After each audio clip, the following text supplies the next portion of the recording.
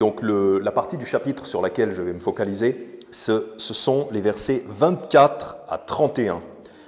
Les versets 24 à 31, Proverbe chapitre 30, la Bible dit « Il y a 4 choses qui sont petites sur la terre, mais elles sont excessivement sages. Les fourmis sont un peuple sans force, cependant elles préparent leur nourriture pendant l'été. Les lapins ne sont qu'une race faible, cependant ils font leur maison dans les rochers. Les sauterelles n'ont aucun roi, cependant elles vont toutes de l'avant par bandes.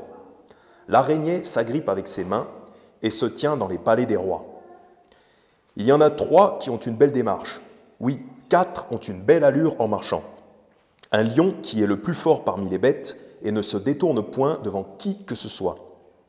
Un lévrier, un bouc aussi, et un roi contre qui on ne peut se dresser. » Donc le titre de mon message, c'est les leçons du monde animal, les leçons de la part du monde animal. Parce que dans ce passage, on voit plusieurs animaux, et en particulier au verset 24, il est dit « Il y a 4 choses qui sont petites sur la terre », donc on va voir des animaux qui sont un petit peu insignifiants, qui sont petits, mais elles sont excessivement sages. Donc c'est des animaux qui font preuve de sagesse, ce n'est pas un peu de sagesse, c'est une sagesse excessive, ces choses-là sont excessivement sages. Donc il y a vraiment une leçon très importante à observer ces animaux, et c'est la première chose dont je voudrais vous faire part, c'est d'être attentif aux petites choses, puisque là on a les fourmis, les lapins, les sauterelles, l'araignée, et ces choses-là sont des petites choses, donc on a tendance à les négliger. Par exemple, les fourmis, on a tendance à les balayer et puis ne pas y penser. L'araignée, c'est pareil, on prend un balai, on écrase sa toile d'araignée pour nettoyer la maison. Les lapins, c'est pareil, on les voit pas trop, ils sont faibles, ils font pas beaucoup de bruit. Donc on a tendance à mépriser ces choses-là, ou du moins ne pas faire attention à ces choses. Mais le verset 24 nous encourage à être attentifs à ces petites choses qui sont excessivement sages. Parce que la sagesse n'est pas forcément quelque chose qui... la sagesse peut se trouver partout, si on est attentif, et en particulier dans les petites choses. Proverbe chapitre 8, versets 1 à 5. Proverbe chapitre 8, versets 1 à 5. La Bible nous dit « La sagesse ne crie-t-elle pas, et l'entendement ne fait-il pas retentir sa voix? Elle se tient au sommet des hauts lieux, près de la voie, au carrefour des sentiers. Elle crie au portail, à l'entrée de la ville, aux abords des portes. À vous, ô hommes, j'en appelle, et ma voix s'adresse aux fils des hommes. Ô vous simples, comprenez la sagesse, et vous insensés, soyez d'un cœur compréhensif. » Donc ici, en Proverbe 8, au début du chapitre, il est dit que voilà, la sagesse, elle se tient au sommet des hauts lieux, donc dans des endroits visibles pour tout le monde, par exemple en haut d'une tour, près de la voie, au carrefour des sentiers. Donc le carrefour des sentiers, c'est là où passe tout le monde, donc c'est un endroit visible aussi. Au carrefour des sentiers. Verset 3, elle crie au portail, à l'entrée de la ville, aux abords des portes. Donc partout, à l'entrée de la ville, aux abords des portes, c'est les endroits qui sont très fréquentés, où il y a beaucoup de gens qui peuvent voir la sagesse. Donc ici, en Proverbe chapitre 8, on voit que la sagesse est personnifiée comme une personne qui est partout, en fait, qui est visible partout, en beaucoup d'endroits. Et toute personne qui souhaite la sagesse doit pouvoir la trouver dans sa vie quotidienne, dans les choses de la vie. Et en observant les choses de la vie, on doit pouvoir accéder à de la sagesse. Et donc, en particulier ici, ces petits animaux qu'on voit dans nos vies, on voit tous ces petits animaux dans nos vies, ils nous enseignent de la sagesse. Donc, quelles sont les leçons que nous enseignent ces animaux? Proverbe 17, verset 24. Proverbe chapitre 17, verset 24. « La sagesse est devant celui qui a de l'entendement, mais les yeux d'un insensé sont au bout de la terre. » Donc la sagesse est devant celui qui a de l'entendement. C'est-à-dire si vous êtes prêt à recevoir la sagesse, si vous avez la compréhension, vous avez le Saint-Esprit et vous êtes quelqu'un qui veut, d'un cœur pur, d'un cœur entier, quelqu'un qui veut la sagesse de Dieu, eh bien la sagesse pour vous, elle est devant vous, elle est présente partout, elle est accessible, en particulier en observant juste ces petits animaux, par exemple. Mais les yeux d'un insensé sont au bout de la terre. L'insensé, lui, comme il n'a pas le cœur réceptif à la sagesse, il va vouloir la chercher à l'autre bout de la terre. Par exemple, dans d'autres religions, des fausses religions, on va chercher la soi-disant sagesse orientale en Inde ou des choses comme ça.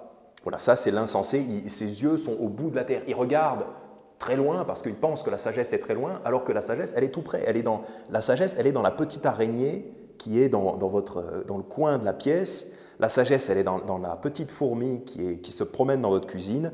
Elle est tout près, si vous êtes prêt à recevoir cette sagesse. Donc, en guise d'introduction, voilà, soyons attentifs, parce qu'on va regarder des petites choses, des choses humbles. Et première chose qu'on va regarder, bien sûr, Proverbe chapitre 30, c'est notre texte. Première chose que nous allons regarder, c'est les fourmis. Proverbe chapitre 30, verset 25. Donc, ces choses sont excessivement sages. Les fourmis sont un peuple sans force. Tiens, comme nous les chrétiens. Nous, dans notre chair, on n'a pas de force, on est peu nombreux les chrétiens, il n'y a personne parmi les chrétiens qui est président de la République ou général des armées de tel pays, un homme qui a de l'influence. Ça pourrait, mais en général, il y en a peu. Donc le peuple sans force, les fourmis sont un peuple sans force, parce qu'une fourmi c'est tout petit, on peut l'écraser, le chrétien est tout petit par rapport au monde. Et souvent, vous pouvez peut-être vous dire ça, vous aussi, qu'est-ce que je suis petit par rapport au monde ? Donc les fourmis sont sans force, cependant elles préparent leur nourriture pendant l'été. Donc quelqu'un qui est sans force, un animal qui est sans force, pourra quand même passer l'hiver, passer les temps difficiles s'il a une bonne préparation. Et donc la fourmi, qu'est-ce qu'elle nous enseigne? La fourmi nous enseigne des vertus de la préparation. C'est-à-dire pendant l'été, c'est-à-dire pendant le moment où la nourriture est disponible, c'est vraiment le moment de faire des réserves, de travailler avec intensité, pendant qu'il est possible d'amasser la nourriture. Si vous vivez, que vous n'êtes pas actuellement dans de grandes difficultés, c'est une très bonne idée de se préparer, d'amasser, parce que l'été c'est maintenant qu'il faut travailler. Par exemple, si vous êtes un chrétien un petit peu débutant, c'est maintenant qu'il faut lire sa Bible, c'est maintenant qu'il faut acquérir la sagesse. Voilà, pour que le moment venu, quand viendra l'hiver, vous soyez préparés.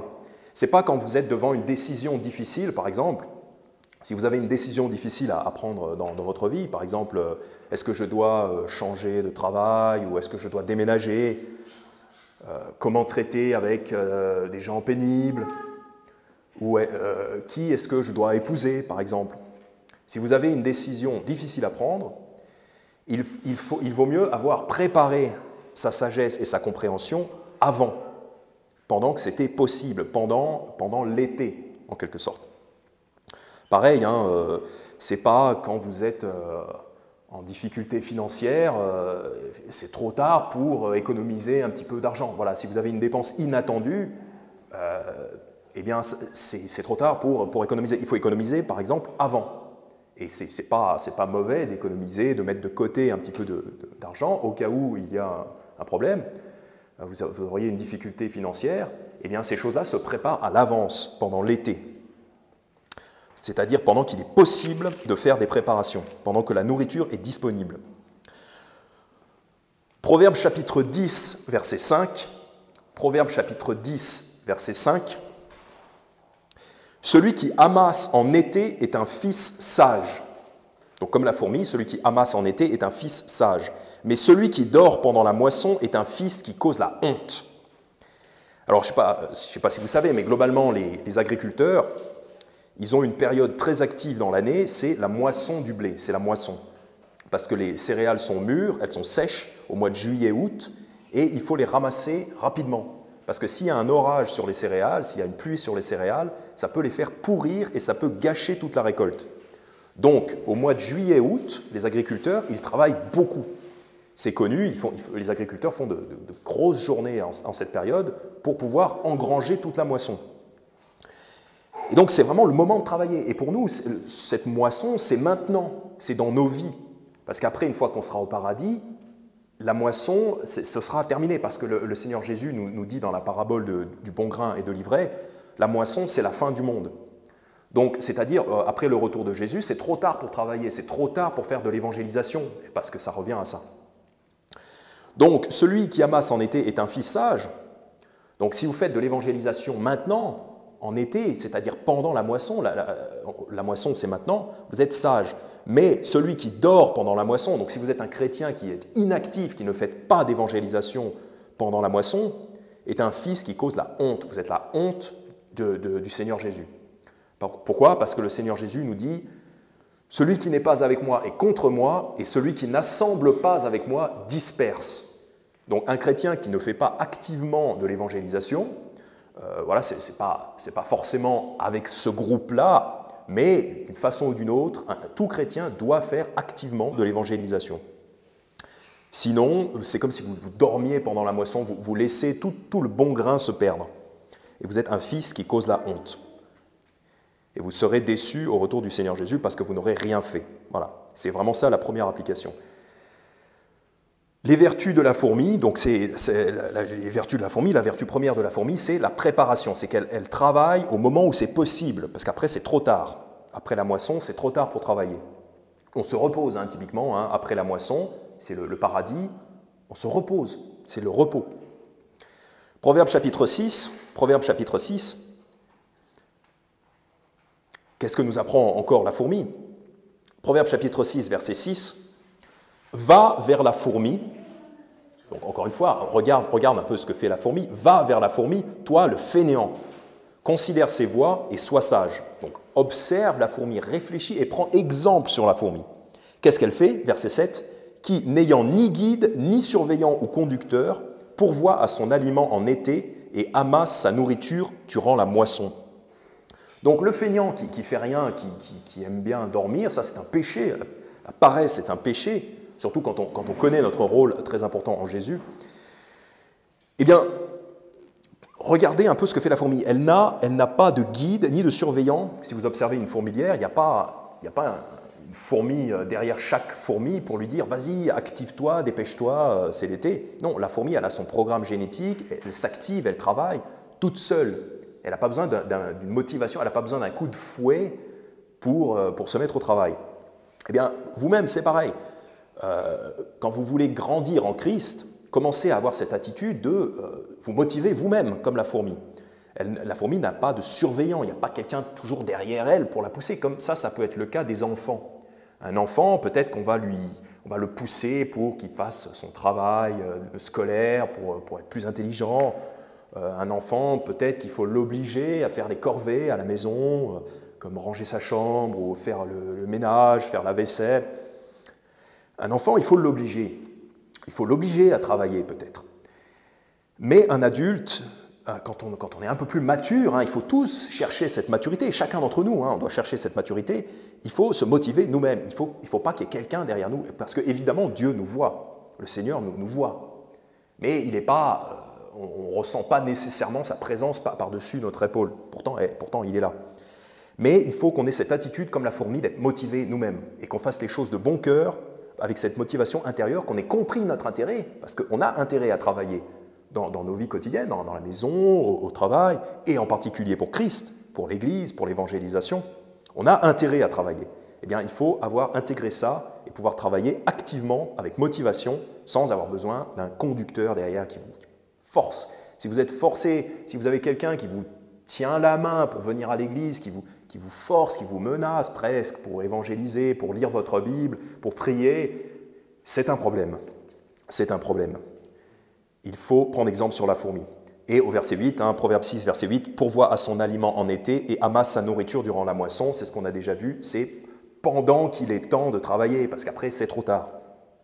Voilà. Jérémie chapitre 8, et ça, c'est quelque chose que pourrait dire une nation qui n'aurait pas reçu l'Évangile.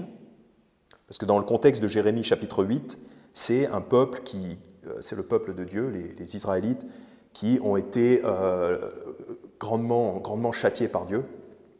Et Jérémie chapitre 8, verset 20, c'est ce que pourrait dire un peuple, une nation, qui n'auraient pas reçu l'Évangile, et ça aurait été de notre faute à nous, les chrétiens. Donc voyez ce que pourrait dire un peuple, ce que va dire un peuple qui n'a pas reçu l'Évangile, et donc quelque part ça nous accuserait, nous, si nous n'avions pas donné l'Évangile. Jérémie chapitre 8, verset 20, « La moisson est passée, l'été a pris fin, et nous ne sommes pas sauvés. » Ça, c'est un constat triste. Parce qu'après la moisson, après la fin du monde, ces gens-là ne sont pas sauvés. Et bon, s'ils sont condamnés, c'est pour leur péché à eux.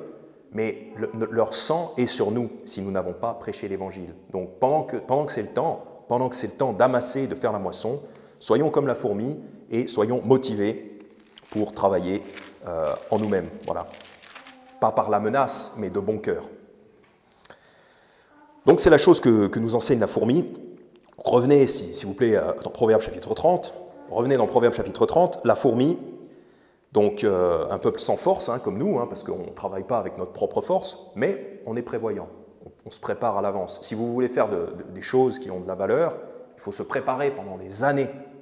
Par exemple, si vous voulez jouer d'un instrument à l'église, ça c'est quand même quelque chose un peu de valeur, il faut travailler pendant des années pour être un minimum compétent.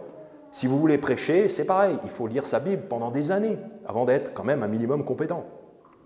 Et pareil pour tout le reste, pour tout ce que vous pouvez penser, l'éducation des enfants, pareil, si vous voulez faire des enfants, construire une famille, c'est des années avant qu'il faut se préparer. Donc la fourmi nous enseigne les vertus de la préparation et les vertus de la motivation interne, d'avoir cette motivation interne, et aussi l'urgence à travailler avant que la moisson soit terminée. Proverbe 30, verset 26, donc deuxième petit animal discret qui va nous enseigner une sagesse excessive, c'est le lapin. Les lapins ne sont qu'une race faible, donc un peu comme les fourmis, un peu comme les chrétiens. Les lapins ne sont qu'une race faible, cependant ils font leur maison dans les rochers. Donc ne soyez pas ce lapin qui a une grande confiance en lui, qui se dit « ouais, rien ne peut m'atteindre, aucun mal ne peut m'atteindre ». D'ailleurs, il y a un psaume, je ne sais plus lequel, il dit, voilà, aucun mal ne peut m'atteindre, mais non, parce qu'en vous-même, vous n'êtes pas fort.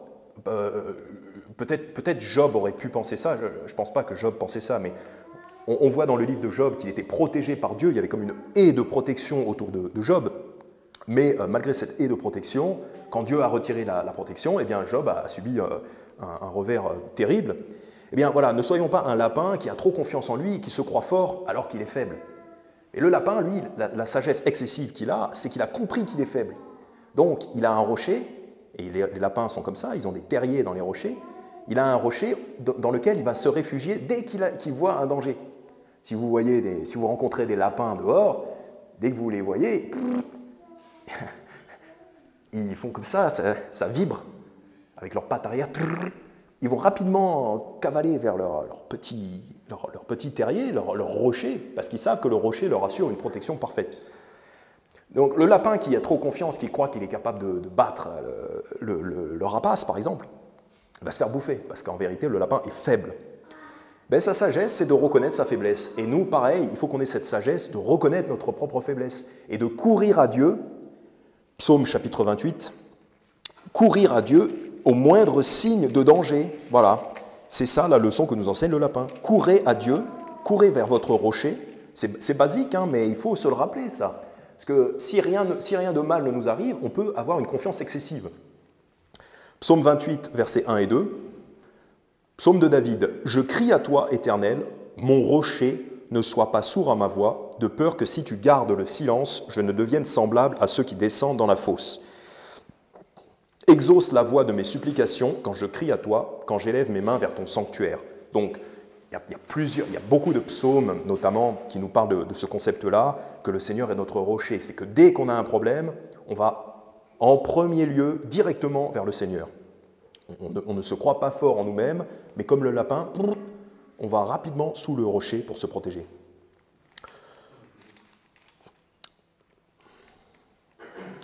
« 1 Corinthiens chapitre 1 », encore une fois, et ça c'est un peu pour nous rappeler l'humilité qu'on doit avoir, voilà, ne pas se croire fort en nous-mêmes, même si on a du succès dans la vie, parce que Dieu peut nous donner le succès, Dieu peut nous donner une vie protégée.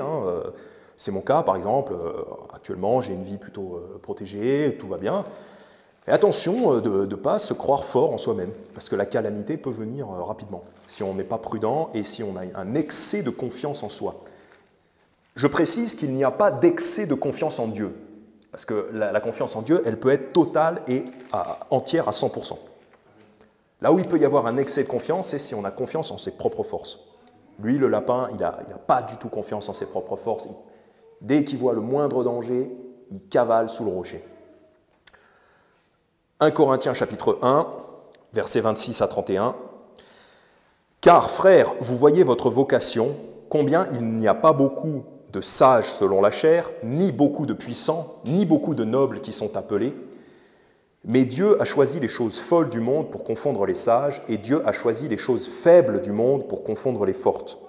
Et Dieu a choisi les choses viles du monde et les choses qui sont méprisées, oui, et les choses qui ne sont point, pour anéantir les choses qui sont, afin que nulle chair ne se glorifie en sa présence. » Voilà, donc ne vous glorifiez pas d'avoir une vie qui a du succès, ne vous glorifiez pas d'être protégé, mais glorifiez-vous dans le Seigneur. Verset 30, « Or, c'est par lui que vous êtes dans le Christ Jésus, qui nous a été fait de la part de Dieu, sagesse et justice et sanctification et rédemption, afin que, comme il est écrit, que celui qui se glorifie dans le Seigneur. » Voilà, donc, comme le lapin, notre premier réflexe, c'est d'aller vers le rocher, dès qu'il y a un problème, un danger. Priez à Dieu. Proverbe 30, on retourne dans Proverbe 30, donc voilà, le lapin, il nous enseigne aussi l'humilité, voilà, et puis ce réflexe, je veux vraiment que vous ayez ce réflexe, pensez au lapin, dès que vous avez un problème, courez à votre rocher. C'est la première chose que le lapin fait. Et le lapin est attentif, il a ses oreilles qui sont attentives à tout bruit, donc vous aussi, soyez vigilants et attentifs, comme le lapin. Autre animal petit, verset 27, Proverbe 30, verset 27, « Les sauterelles n'ont aucun roi, cependant, elles vont toutes de l'avant par bande. » Donc la sauterelle, en fait, ça rejoint un petit peu ce qu'on a vu sur la fourmi en Proverbe chapitre 6. La fourmi qui n'a pas de conducteur, qui n'a pas de surveillant. La sauterelle, un nuage de sauterelles, une bande de sauterelles, il n'y a pas de reine de sauterelles, il n'y a pas de chef des sauterelles ou de capitaine qu'on puisse remarquer, qui entraîne tous les autres. Mais il y a encore ce concept-là de, même si la sauterelle n'a pas de roi, n'a pas de chef, apparemment, puis, enfin, c'est le cas, la sauterelle va quand même de l'avant. Verset 27, elles vont toutes de l'avant. Et nous, c'est pareil, dans nos vies, voilà, c'est pas parce que... Alors, on a un roi, évidemment, on a un roi, notre roi, c'est Jésus. Mais Jésus n'est pas là physiquement. Donc, il ne va pas vous pousser, vous donner des directives directes si vous ne voulez pas vous-même le suivre. Parce que Jésus, quand il faisait des disciples, quand il enseignait, il ne prenait pas les gens par la main. Il disait à certaines personnes, « Viens, suis-moi ». Et ensuite, c'était à la personne de choisir de le suivre volontairement ou non. Et Jésus n'était pas à revenir, faire demi-tour, revenir, « Allez, viens, suis-moi », prendre la personne par la main. Non, parce que Jésus, il va de l'avant.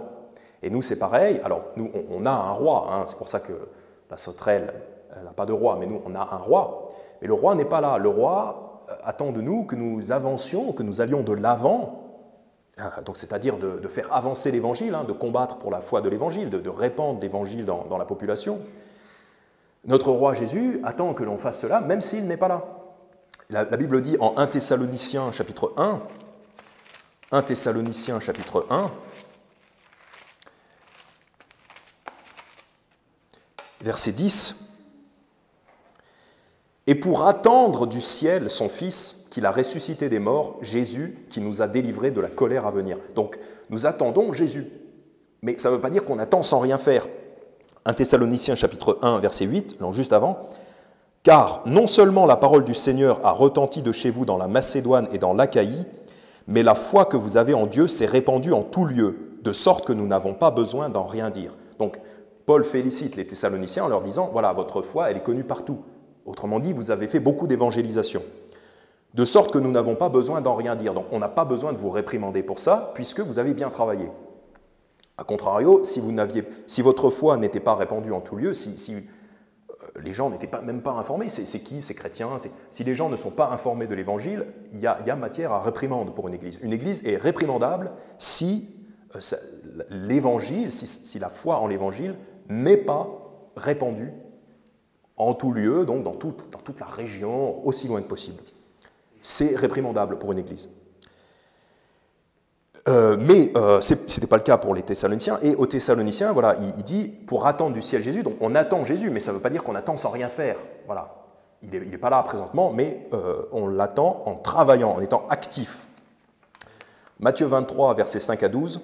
Matthieu 23, versets 5 à 12. Donc ça, c'est pour dire que, c'est pour rappeler que parmi nous, il n'y a pas de roi comme parmi les gentils. Voilà, il y aura un pasteur, hein, on souhaite qu'il y ait un pasteur. Une église est bénie si elle a un pasteur pour aider, mais il n'y a qu'un roi, c'est Jésus, et il n'est pas là physiquement. C'est pour rappeler Matthieu chapitre 23, versets 5 à 12. Et ils font toutes leurs œuvres afin que les hommes les voient, car ils élargissent leurs phylactères et ils agrandissent les franges de leurs vêtements. Ils aiment les premières places dans les festins et les premiers sièges dans les synagogues et les salutations dans les places publiques et à être appelés par les hommes Rabbi, Rabbi. Mais vous, ne vous faites point appeler Rabbi, car un seul est votre maître, le Christ. Et pour vous, vous êtes tous frères. Donc, parmi les chrétiens, on est tous frères. Voilà, il n'y a pas un roi parmi nous, un roi humain parmi nous. Et n'appelez personne sur la terre votre père. Hein. On pourrait parler à l'Église catholique, hein, on pourrait leur montrer ça. N'appelez personne sur la terre votre père. Donc le pape, hein, il est déjà disqualifié. Car un seul est votre Père, celui qui est dans le ciel. Ça, c'est magnifique hein, pour démonter complètement l'Église catholique, hein, puisque leur titre, c'est Père, ou Pape, qui veut dire Père. Donc, clairement, ils désobéissent déjà au Seigneur Jésus. Bref. Et ne vous faites point appeler maître, car un seul est votre maître, le Christ. Mais le plus grand d'entre vous sera votre serviteur, et quiconque s'exaltera sera abaissé, et celui qui s'humiliera sera exalté. Donc ici, le passage nous rappelle, voilà, nous sommes tous frères, un seul est notre maître, le Christ. Donc en cela, on est comme les sauterelles, le roi n'est pas présent physiquement. Le roi n'est pas présent physiquement, mais les sauterelles, hein, comme il est dit en Proverbe chapitre 30, les sauterelles vont toutes de l'avant par bande. Donc elles vont de l'avant, elles travaillent, elles progressent. Nous souhaitons que notre Église progresse en sagesse, en bonnes œuvres et en nombre aussi, et par bande. Donc la sauterelle n'est pas toute seule aussi. Hein, un chrétien qui veut faire sa vie chrétienne tout seul, ce n'est pas normal, ce n'est pas bon. Un chrétien, s'il est seul, il doit rejoindre une église locale. Il faut que ce soit son objectif. Si un jour dans votre vie vous vous retrouvez isolé, seul en tant que chrétien, vous devez faire un plan, vous devez réfléchir à un plan pour joindre une église locale. Soit par le déménagement, soit de trouver une église qui est la plus proche possible de vous, et puis faire les trajets, faire le voyage. Peut-être il faudra rouler pendant 2 heures pour aller à l'église, mais ça vaut la peine. Mais si vous êtes seul, si vous êtes isolé comme chrétien, votre objectif numéro 1 devrait être de rejoindre une église locale. Quitte à ce que vous fassiez un plan, il faut planifier ça comme la fourmi, hein, parce que je ne veux pas être la sauterelle toute seule. Je veux être la sauterelle qui avance par bande. Et donc, je veux rejoindre une église locale. Et évidemment, il faut être capable de vivre ensemble. Hein. 1 Pierre chapitre 5, verset 5. Et c'est parce que ce n'est pas facile. Hein, entre êtres humains, on va souvent se marcher sur les pieds, d'autant que on va dire charnellement, par nos origines ou par nos façons d'être, on n'est pas forcément adapté à vivre les uns avec les autres, mais pourtant on peut le devenir, il faut le devenir. Mais avant d'être chrétien, on n'avait pas forcément les mêmes centres d'intérêt ou même les mêmes affinités entre chacun d'entre nous. C'est pour ça qu'il faut vraiment travailler à être une bande, à être cette bande de sauterelles, et les sauterelles volent toutes dans le même sens. Il n'y a pas une sauterelle qui vole à droite et l'autre qui vole à gauche. Et dans une église, il ne faut pas que ce soit comme ça non plus, il ne faut pas qu'il y ait quelqu'un là, Fred, qui veut faire sa volonté et qui veut avoir son programme comme il veut, et Jack qui veut faire un petit peu quelque chose de différent, Thomas qui veut chanter ses chansons favorites, et Joe qui a son groupe d'amis séparés dans le coin. Non, c'est pas ça. Il faut être en bande, il faut avoir cette unité. Il faut avoir cette unité. 1 Pierre chapitre 5, verset 5. Pareillement, les plus jeunes, soyez soumis aux anciens. Oui, vous tous, soyez soumis les uns aux autres et revêtez-vous d'humilité, car Dieu résiste aux orgueilleux et il donne la grâce aux humbles. Donc oui, vous tous, soyez soumis les uns aux autres. Voilà, et essayez d'être humbles pour pouvoir avancer tous ensemble. Voilà, c'est vraiment des efforts qu'il faut faire chacun sur soi. Parce que ce groupe de gens qui viennent d'horizons différents, de nations différentes, de cultures différentes, il faut qu'ils apprennent à vivre ensemble. Et c'est ce que veut le Seigneur Jésus. Jean chapitre 17, c'est ce que veut le Seigneur Jésus. Donc pensez-y quand vous êtes un peu en friction avec un frère ou une sœur, pensez à ça, pensez à ce que veut le Seigneur Jésus. Jean chapitre 17, versets 20 et 21, le Seigneur Jésus veut que nous prenions exemple sur les sauterelles qui sont excessivement sages, qui avancent par bandes et qui vont toutes de l'avant, elles volent toutes dans le même sens, par bandes. Jean chapitre 17, versets 20 et 21, donc c'est les paroles du Seigneur Jésus. « Or, je ne prie pas seulement pour eux, mais aussi pour ceux qui croiront en moi par leur parole. » Donc ceux qui croiront en moi par leur parole, c'est-à-dire les chrétiens de maintenant, les chrétiens du futur, c'est-à-dire nous, afin que tous soient un, comme toi, Père, tu es en moi, et moi en toi, afin qu'ils soient aussi un en nous, pour que le monde croie que c'est toi qui m'as envoyé. Donc c'est ce que veut le Seigneur Jésus. Le Seigneur Jésus veut que tous les chrétiens soient un, c'est-à-dire qu'ils soient en unité, qu'il n'y ait pas de division dans l'Église. Et ça demande de l'humilité, ça demande du travail, et ça demande d'avancer tous dans le même sens. Et allez dans Philippiens chapitre 2, donc pour cette notion d'aller de l'avant, Philippiens chapitre 2, même si le roi n'est pas présent avec nous physiquement, on veut tous aller de l'avant, cette nuée de sauterelles que nous sommes. Philippiens chapitre 2, versets 2 et 3, « Rendez ma joie parfaite en ceci », et le Seigneur sera joyeux si nous avons cette attitude. « Rendez ma joie parfaite en ceci, que vous ayez une même pensée, ayant un même amour, étant d'un même accord, d'un même sentiment. » C'est ça l'unité. L'unité, c'est une même pensée, c'est-à-dire on souhaite tous les mêmes choses, on souhaite tous qu'un maximum de gens soient sauvés, on souhaite tous que le Seigneur Jésus soit connu, soit glorifié, et qu'un maximum de gens se convertissent à lui. Une même pensée, un même amour, donc c'est-à-dire on s'aime tous les uns les autres. Il n'y a pas quelqu'un qui j'aime pas un tel, je préfère machin, j'aime pas un tel. Voilà. Non, il ne doit pas y avoir. Excusez-moi si je montre des personnes. Non, c'est pas parce que je vous aime pas. Le Seigneur Jésus veut qu'on ait tous le même amour les uns pour les autres. Bon, évidemment, vous pouvez peut-être être plus ou moins amis avec des gens dans l'Église, mais vous pouvez avoir plus ou moins d'affinité avec les gens dans l'Église. Mais pour ce qui concerne le travail de Dieu, pour ce qui concerne le respect, l'amour fraternel, il faut qu'on ait tous un même amour de base les uns pour les autres. Parce qu'après, vous pouvez avoir envie de plus ou moins fréquenter d'autres personnes. Voilà, mais là, on parle vraiment de l'amour fraternel entre les uns et les autres.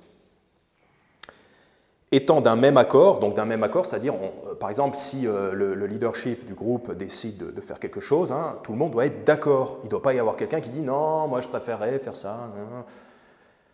Vous pouvez faire éventuellement des suggestions ou proposer des choses, mais il faut être d'accord. Et c'est le leadership qui dira, qui va trancher, qui va dire « on fait ça », et ensuite tout le monde doit être d'accord. Il faut travailler à ça. D'un même sentiment, donc d'un même sentiment, c'est-à-dire on doit détester les mêmes choses, on doit aimer les mêmes choses, on doit favoriser les mêmes choses, souhaiter les mêmes choses, voilà. Vous avez compris.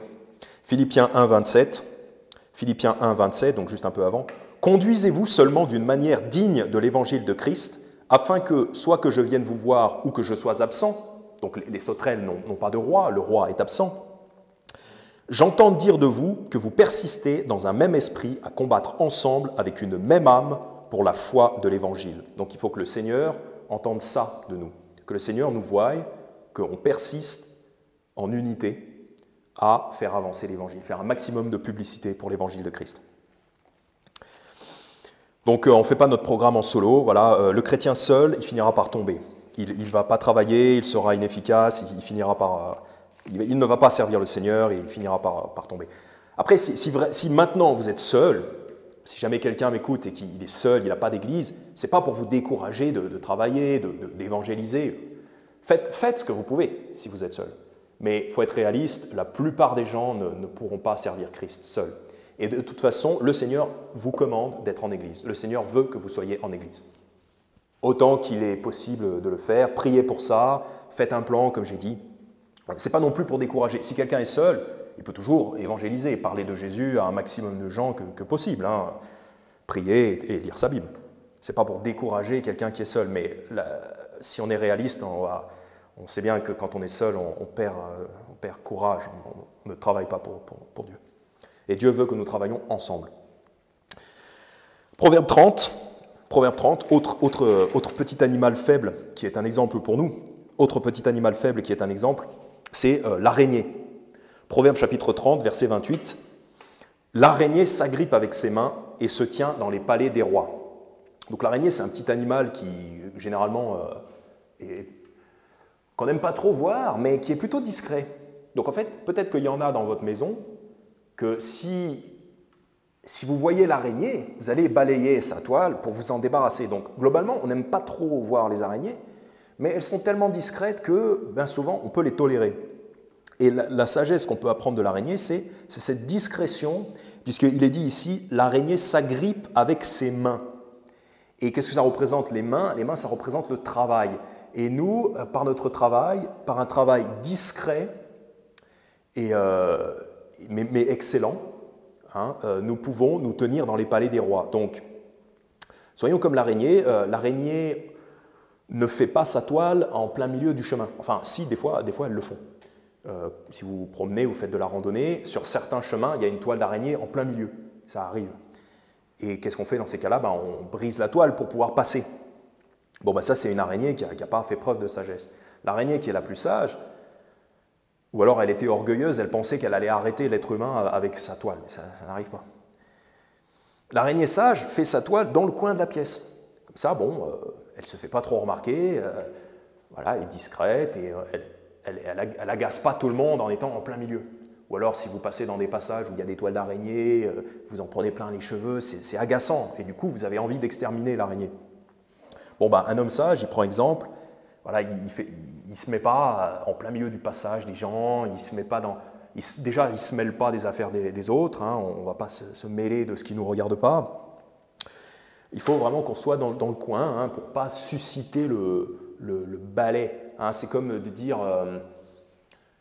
tendre le bâton pour se faire battre. Il y a cette expression qui dit tendre le bâton pour se faire battre. C'est-à-dire donner occasion à quelqu'un d'avoir envie de vous réprimander ou de vous frapper ou de se débarrasser de vous. Faisons attention, soyons comme l'araignée, soyons discrets, soyons inoffensifs, parce que l'araignée est inoffensive, hein, pour les êtres humains. C'est ça qui est rigolo, c'est qu'elle est inoffensive, mais souvent on ne l'aime pas, on a envie de la balayer. Et nous, soyons comme ça, soyons inoffensifs, soyons surtout, ne donnons pas envie aux frères et sœurs ou même aux êtres humains de nous balayer. Soyons la personne qui ne blesse pas, qui ne tombe pas en plein visage de quelqu'un, voilà, par nos attitudes.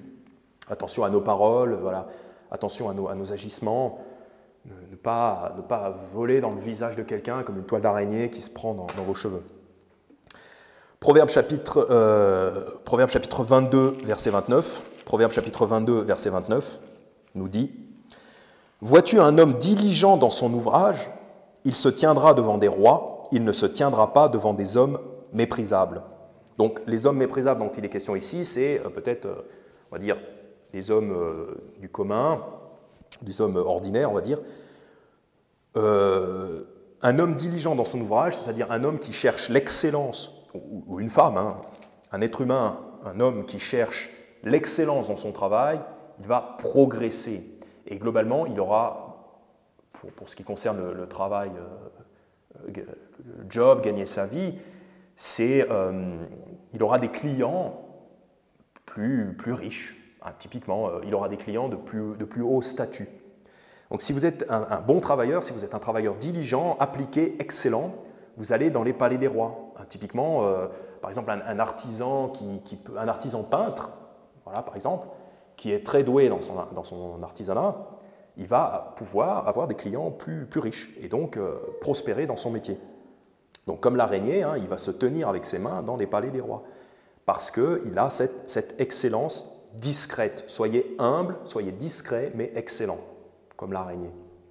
Vous n'avez pas envie d'être en plein milieu du passage. Et c'est aussi, ce qu'on n'a pas envie d'être, c'est quelqu'un qui se mêle de tout, qui se mêle de ce qu'il ne regarde pas. Au travail, on a cette notion-là des petits chefs. C'est quelqu'un qui n'est pas chef, quelqu'un qui est un peu en bas de l'échelle, voilà, et qui essaye de prendre un rôle, une autorité qui n'est pas la sienne.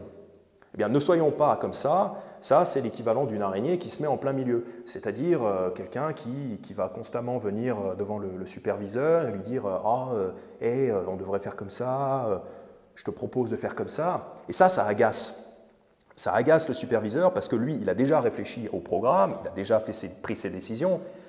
Et oui, certes, vous pouvez suggérer des choses, mais si vous êtes tout le temps en train de revenir, de dire « voilà, moi je pense que, moi j'ai un plan », non, ce n'est pas votre job. Vous n'êtes pas chef, ne soyez pas ce petit chef, comme on dit, qui veut se mêler d'une autorité qu'il n'a pas. Et c'est très agaçant pour vos supérieurs. C'est aussi agaçant pour vos supérieurs qu'une araignée dont vous prenez la toile dans les cheveux. Voilà, c'est agaçant. Et donc, on va balayer cette araignée, on va balayer cette personne, parce que les petits chefs, c'est insupportable.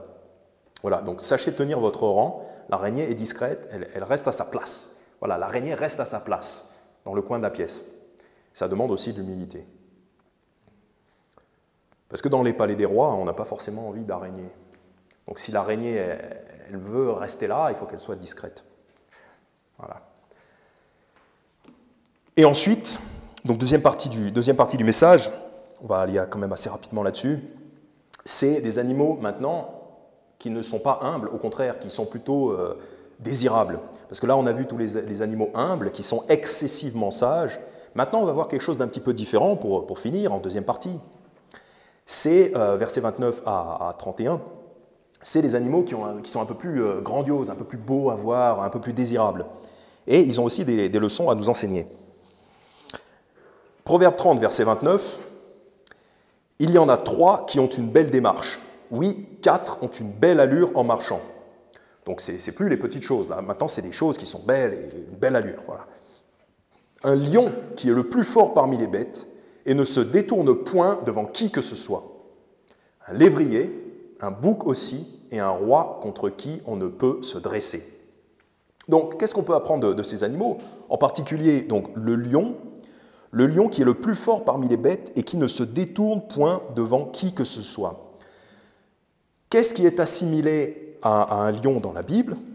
Alors, parfois, une fois, c'est le diable, mais c'est aussi, une fois, c'est le Seigneur Jésus, parce que le lion représente l'autorité, représente la force, donc évidemment, la plus grande autorité, la plus grande force, c'est le Seigneur Jésus, qui est le roi des rois. Et globalement, le lion peut représenter toute autorité, toute royauté, c'est-à-dire toute autorité légitime qui est sur vous, peut être représentée par un lion. Et qu'est-ce que ça veut dire? Ça veut dire qu'on doit craindre l'autorité, on ne doit pas plaisanter avec l'autorité. L'autorité, il faut la craindre, il faut craindre d'enfreindre les règles de votre autorité légitime. Proverbe 20, verset 2. Proverbe 20, verset 2.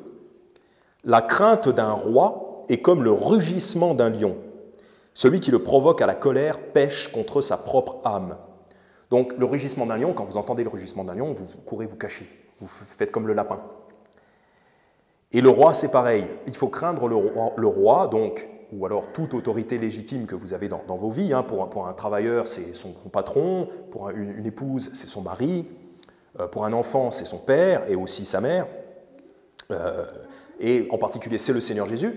C'est aussi les autorités du pays, quand elles ont un pouvoir légitime, hein, quand c'est un policier qui vous demande de respecter une loi du pays qui n'est pas anti-Christ. Si un policier vous dit de respecter telle loi, veut vous verbaliser, vous devez vous soumettre à la police comme devant un rugissement d'un lion. Vous devez craindre. Donc le roi, en l'occurrence, c'est toute autorité légitime sur votre vie. Celui qui le provoque à la colère pêche contre sa propre âme. C'est-à-dire, si vous provoquez l'autorité dans vos vies, c'est vous-même qui allez en subir les conséquences négatives. Proverbe 19, verset 12, donc juste avant, « La fureur du roi est comme le rugissement d'un lion. » Encore une fois, voilà, faites attention de ne pas provoquer la fureur de vos autorités sur vous. « Mais sa faveur est comme la rosée sur l'herbe. » Donc, évidemment, voilà. On peut au contraire avoir la faveur de nos autorités si on se conduit bien. Et ça, c'est vraiment très, très, très, très possible grâce au conseil de Jésus, grâce au conseil biblique. Donc le lion, qu'est-ce qu'il nous apprend? Le lion, il a peur de rien. Donc si vous le provoquez, il va vous déchirer. Il ne se détourne point devant qui que ce soit, donc vous n'allez pas gagner contre l'autorité. Vous ne gagnerez pas contre l'autorité, ça c'est de la rébellion, c'est très mauvais, c'est un grave péché, c'est comme la sorcellerie et le péché de divination. La rébellion, et vous allez vous faire déchirer par le lion, par l'autorité. Aussi, donc, qu'est-ce que nous apprend le lion? Qu'est-ce que nous apprend le lion? c'est qu'on peut avoir cette attitude quand nous-mêmes sommes dans la justice. Il y a le Proverbe 28, verset 1, qui est très connu, qui nous dit, Proverbe 28, verset 1, « Les méchants fuient quand personne ne les poursuit. » Donc le méchant, il a peur de tout. Le méchant, il a peur d'une feuille qui tremble, il n'ose pas confronter, il n'ose pas dire non, il n'ose pas dire à quelqu'un qu'il est en faute. Le méchant, il a peur de tout. Il fuit quand personne ne les poursuit. C'est-à-dire, il a une peur qui n'est pas raisonnable, le méchant. Il est comme ça. Parce que c'est une malédiction de la part de Dieu qui vient sur le méchant. Il a peur de rien. Il a peur de tout pour aucune raison. Pardon. Mais les justes sont confiants comme un lion. Donc le lion, il peut nous enseigner aussi que le juste est confiant comme un lion. Donc quand vous êtes juste et quand vous êtes dans votre droit, vous faites comme Proverbe chapitre 30, verset 30 nous dit, un lion qui est le plus fort parmi les bêtes, donc vous êtes fort non pas en vous-même, mais vous êtes fort parce que vous êtes juste, parce que c'est ça la vraie force, c'est la justice, et ne se détourne point devant qui que ce soit. Donc que ce soit le président, que ce soit le PDG de la compagnie, que ce soit le pape, que ce soit je ne sais pas qui, quelle célébrité ou je ne sais pas quoi, personne ne peut faire se détourner un chrétien qui est juste. Un chrétien juste, il peut défendre la justice, la chrétienté, il peut défendre les paroles de Jésus, de la Bible, devant qui que ce soit. Et aucune autorité humaine n'est supérieure à l'autorité de Jésus. Donc quand vous êtes dans la justice, quand vous parlez selon la justice, quand vous obéissez à Dieu, vous ne devez vous détourner de personne. Et il faut avoir cette confiance, et vous pouvez avoir cette confiance comme le lion, c'est que personne ne peut vous faire tourner la tête quand vous êtes dans votre justice, quand vous êtes juste. Évidemment, il faut être juste. Donc le lion, il affronte les problèmes en face, il sait qu'il va gagner, parce qu'il sait qu'il a la justice. Mais assurez-vous bien d'avoir la justice derrière vous, assurez-vous bien d'être juste. Si ce n'est pas le cas, là, vous ne pouvez pas être confiant. Mais si c'est le cas, vous avez entièrement droit d'être confiant et personne ne peut vous faire vous détourner. Vous pouvez parler au pape, vous pouvez parler au président de la République, vous pouvez parler à la reine d'Angleterre, vous pouvez parler au président de l'ONU, voilà. Et personne ne vous fera détourner la tête. Et pour finir, on va voir aussi, donc pour enchaîner, donc, le lévrier, bon, je ne sais pas trop. Le bouc, par contre, le bouc, c'est le dernier animal qu'on va voir, il a cette caractéristique, notamment les boucs mâles, de faire des combats front contre front. Donc qu'est-ce qu'on peut apprendre du bouc? Qu'est-ce qu'on peut apprendre du bouc? C'est d'affronter vos problèmes en face. Et notamment quand vous avez une réprimande à faire à quelqu'un, si quelqu'un vous a blessé, ou si vous pensez que quelqu'un est dans un péché que vous pensez devoir le réprimander, qu'il est de votre devoir de réprimander cette personne, soyez comme le bouc et allez-y en face. Et regardez la personne droit dans les yeux et dites-lui, voilà, tu as fait ça, c'est mauvais. Alors, seul à seul, hein, évidemment d'abord, pas devant un public, ou devant un public si nécessaire plus tard, mais d'abord c'est seul à seul. Regardez dans les yeux, affrontez en face. Ne soyez pas fuyant, ne vous détournez pas. Le bouc, il a cette qualité. Il a cette qualité, quand vous avez un problème, il est parfois nécessaire d'affronter la personne en face. Alors que ce soit un méchant, hein, s'il faut expulser quelqu'un de l'Église, par exemple, une méchante personne, quelqu'un qui est dans les péchés de 1 Corinthiens chapitre 5, hein, il faut lui dire en face. Et si on en vient à l'extrême décision d'expulser cette personne de l'Église, il faudra droit dans les yeux lui dire « tu n'es pas le bienvenu dans l'Église, la porte est ici, ne laissez pas la porte vous frapper quand vous sortez. Faites attention, ne laissez pas la porte vous frapper quand vous sortez. » Un pervers, pareil, hein, c'est droit dans les yeux, tu dégages, voilà, tu dégages et ne reviens pas. Ne reviens jamais si c'est un pervers. On regarde droit dans les yeux. Proverbe 25, 26. Proverbe 25, 26, donc ça c'est ce qu'on ne veut surtout pas être. Un homme juste, chancelant devant le méchant, est comme une fontaine trouble et une source corrompue. Donc, si vous êtes juste, donc vous êtes sauvé, vous avez la justice avec vous, mais que vous laissez le méchant gagner, vous ne dites rien, vous laissez le méchant gagner, par exemple, vous laissez un pervers fréquenter l'église. Voilà. Aucun pervers ne fréquentera cette église aussi longtemps que je serai présent ici. Je ne suis pas le pasteur, mais ce n'est pas grave, c'est soit moi, soit le pervers. Donc je dirai au pervers, dégage, s'il est avéré que c'est un pervers. Mais si on ne fait pas ça, si on chancelle, c'est-à-dire on laisse le mal proliférer comme ça, ou même quelqu'un, un frère qui serait dans un péché qui valent l'expulsion de l'Église. Donc là, c'est pas pareil, c'est pas un pervers, mais c'est quelqu'un qui a un péché grave. Il faut lui dire, voilà, tu dois régler ça ou partir. Si on ne fait pas ça, on laisse le péché proliférer. C'est comme la mafia. Moi, ce que je déteste le plus, bon, il y a les fausses religions que je déteste, et aussi la mafia. Hein, c'est au top des choses que je déteste. Je déteste la mafia. Je souhaite la destruction de toutes les mafias du monde. Les gangs, les gens qui règnent par la terreur, par la violence. Je déteste ça. De plus en plus, j'ai la haine, et je leur souhaite la destruction à tous ceux qui ne se convertiront pas. Je leur souhaite une destruction rapide, la destruction de ces organisations. Eh bien, un homme qui plie face à la mafia, qui laisse la mafia gagner, c'est comme une fontaine trouble et une source corrompue. Vous allez à une fontaine, vous voulez boire de l'eau pour vous faire du bien, pour être en bonne santé, pour vivre. Et vous arrivez devant la fontaine et c'est trouble, il y a de la terre, c'est sale, vous ne pouvez pas boire. Eh bien, c'est dégueulasse, vous êtes déçu, vous allez avoir soif, et la vie va être difficile après ça. Eh bien, c'est la même chose, un homme juste qui n'est pas comme un lion.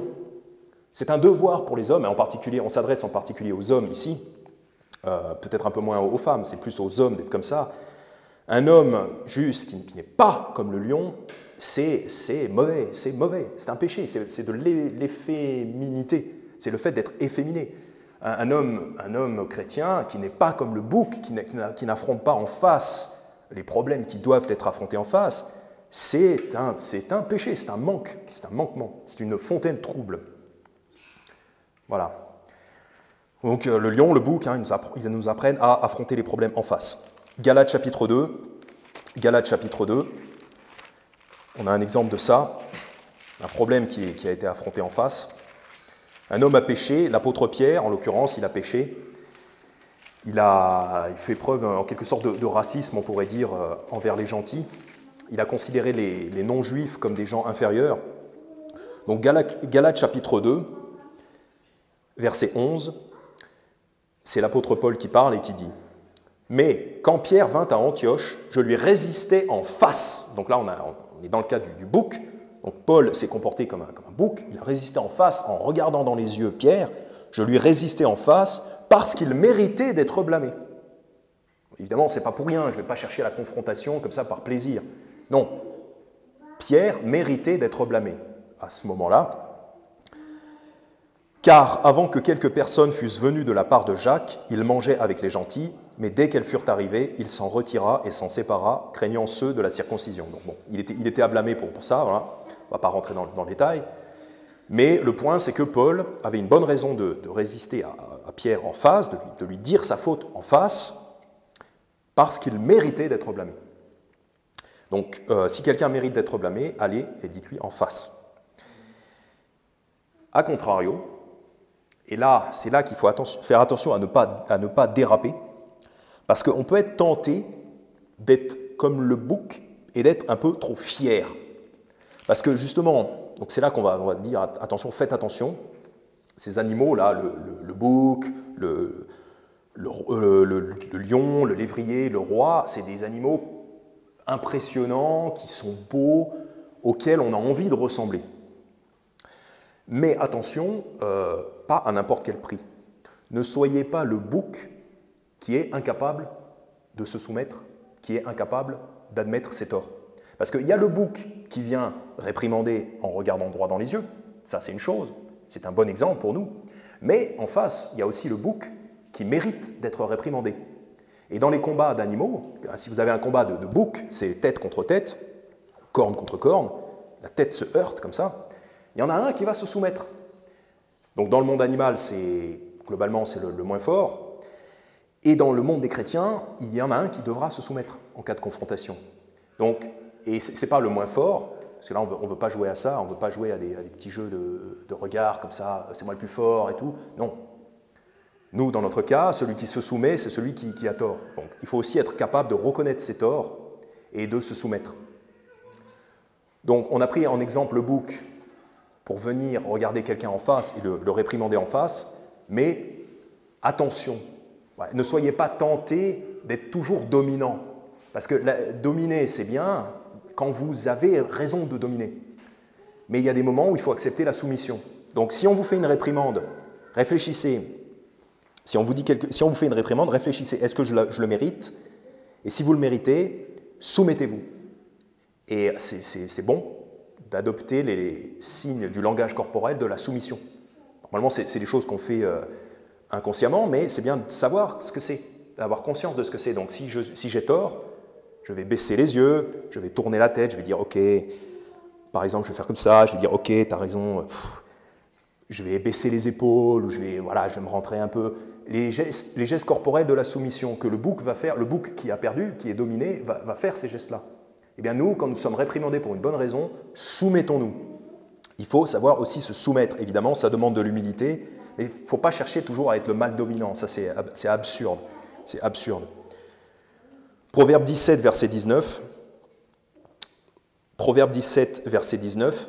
Qui aime les contestations aime la transgression, et celui qui élève très haut son portail cherche la destruction. Donc, qui aime les contestations, donc si vous êtes le bouc qui aime tellement se battre qu'il ne veut jamais admettre sa défaite, il ne veut jamais se soumettre, même quand on lui fait une réprimande juste, ben vous aimez la transgression. C'est parce qu'en fait, vous aimez la transgression. Vous ne voulez pas admettre que vous avez tort, vous êtes trop fier, orgueilleux, et vous aimez la transgression, vous aimez le péché, vous êtes méchant. L'homme qui ne veut jamais se soumettre, qui est toujours là comme ça, personne ne peut me contredire, j'ai toujours raison, je suis dominant, cet homme-là, il aime la transgression. Il y a le cas très rare de l'homme qui est juste, comme Job par exemple, c'est un cas très rare, mais globalement, il y aura des moments dans vos vies où vous serez obligé d'admettre la réprimande et de vous soumettre, quitte à devoir même adopter le langage corporel de la soumission. Il n'y a rien de mal à ça. On baisse la tête, on baisse les yeux, on tourne la tête, on dit oui, tu as raison, on parle avec une voix plus douce, voilà. Plusieurs choses qu'on fait comme ça. Proverbe 11, verset 12. Proverbe 11, verset 12. Celui qui est dépourvu de sagesse méprise son prochain, mais un homme d'entendement se tait. Donc des fois, il faut savoir se taire, il faut savoir dire « Ok, tu as raison, je me tais, je n'ai rien à dire, c'est toi qui as raison ». Et voilà, ne pas se laisser tenter par cette belle allure. La belle allure du lion, la belle allure du bouc, oui, c'est bien, mais pas à n'importe quel prix. Il y a des fois, vous ne méritez pas d'avoir cette belle allure. Des fois, même le Seigneur attend de vous, attend de nous, que nous marchions les yeux baissés. On le voit beaucoup dans la Bible, quand vous êtes en tort, il faut marcher les yeux baissés, avec discrétion. Comme Achab, il y a l'exemple du roi Achab qui avait fait ça. Marcher avec discrétion, avec humilité, et Dieu pourra être apitoyé. Donc, quand vous méritez d'être réprimandé, soumettez-vous. Voilà. Bon, en conclusion, on peut apprendre de tous les animaux. Ça, c'est ce qu'il y a dans la Bible ici. Dieu merci pour le règne animal, merci pour les leçons qu'on a pu apprendre des animaux.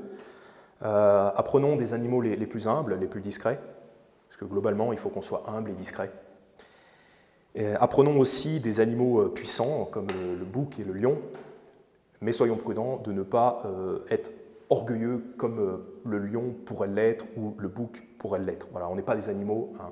On prend exemple sur les animaux pour certaines choses, hein, globalement, même le lévrier, là, le chien, j'en ai pas parlé, je ne sais pas trop quoi dire, mais le chien, il faut prendre exemple sur le chien avec prudence, hein, parce que le chien, il n'y a pas tellement de mentions positives dans la Bible. Mais même le lion, c'est pareil, voilà, il faut prendre exemple sur les animaux tout en se souvenant qu'on n'est pas des animaux. Voilà, il y a des limites à ça. Prions. Père Céleste, merci pour cette magnifique Bible, merci pour cette sagesse que tu as dans ta parole. Nous te prions d'intégrer ces choses-là et de les aider, de nous aider à modifier nos comportements et à devenir excessivement sages comme ces petites choses, et aide-nous aussi à devenir puissants quand nous devons l'être, et aussi à être humbles, à ne pas vouloir être... Aide-nous aussi à ne pas vouloir être toujours ce soi-disant mâle dominant qui refuse de se soumettre. Voilà, Père, aide-nous dans notre humilité, dans notre sagesse, et bénis le reste de cette journée, au nom de ton Fils Jésus. Amen.